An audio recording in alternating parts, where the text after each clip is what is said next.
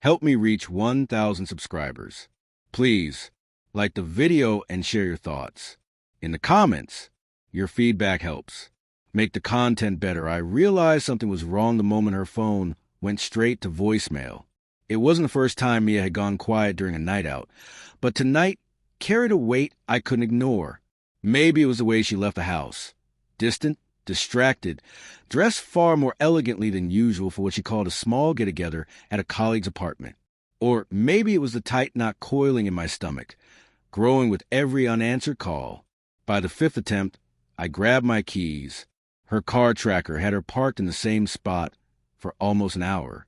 She never lingered that long at office gatherings. She disliked crowds, loud music, and attention. But tonight, her appearance suggested she wanted exactly that.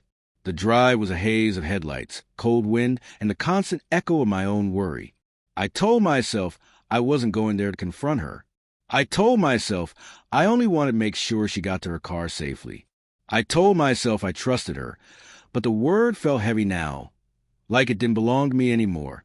The street was unnaturally quiet when I arrived, too subdued for a place supposedly hosting a party. A few cars lined the curb.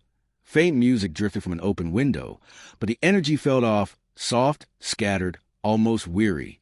My heart thumped louder than it should as I stepped out. The front door was ajar.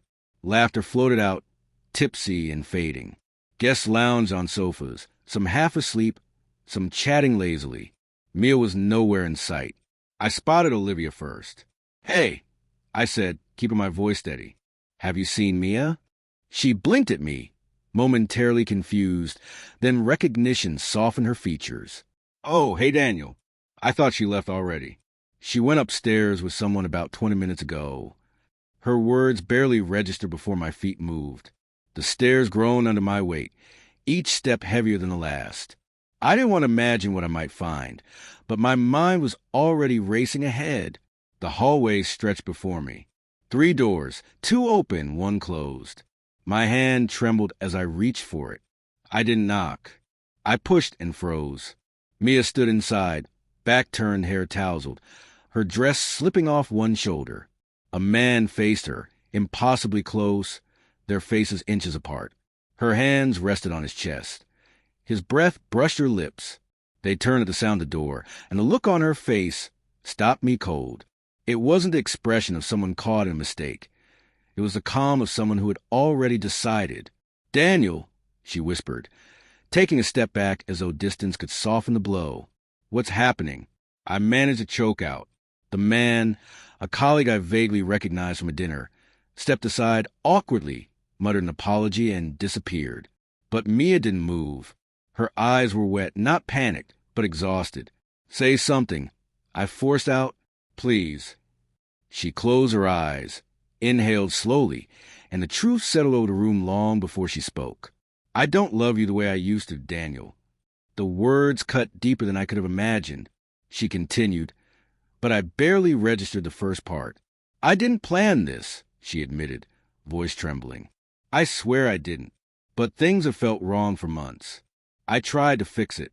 I tried to pretend. And tonight, I was weak.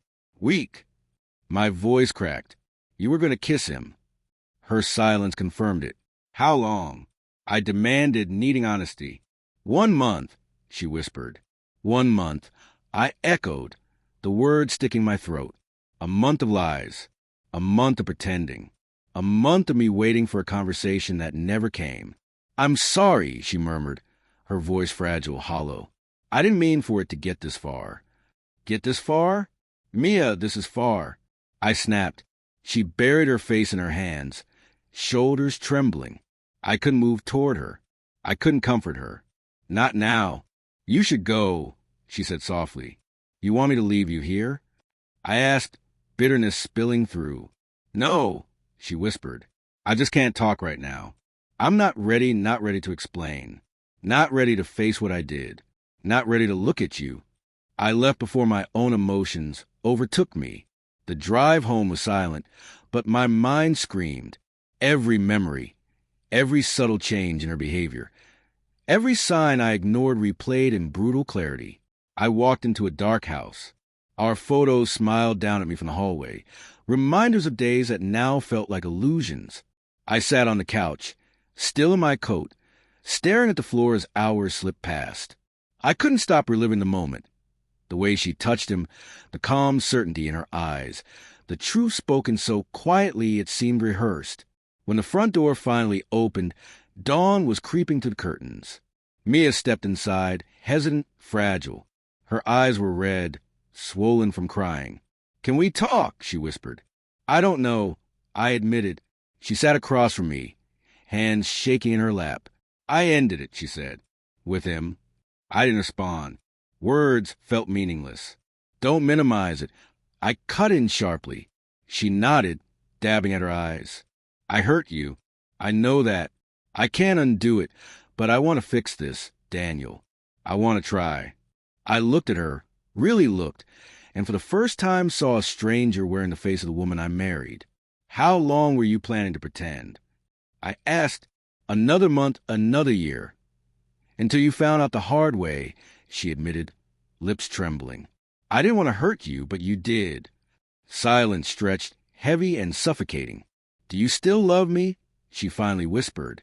"Yes," I said without thinking. "But love isn't enough when trust is gone." Tears spilled down her cheeks again. "So this is it?" she asked, voice barely audible. "I don't know," I said. "I can't pretend everything's okay overnight. I need time, space." She nodded slowly. "I'll stay at my sister for now. I'll give you whatever you need." I watched her gather her bag, keys, coat. Each movement felt like another cut. Just before stepping out, she turned back. "I'm sorry for everything," she whispered. The door closed softly behind her. For the first time since that night began, I let myself break. Silent, uncontrollable tears fell, mourning the collapse of a future I believed in. Maybe we would find our way back. Maybe not.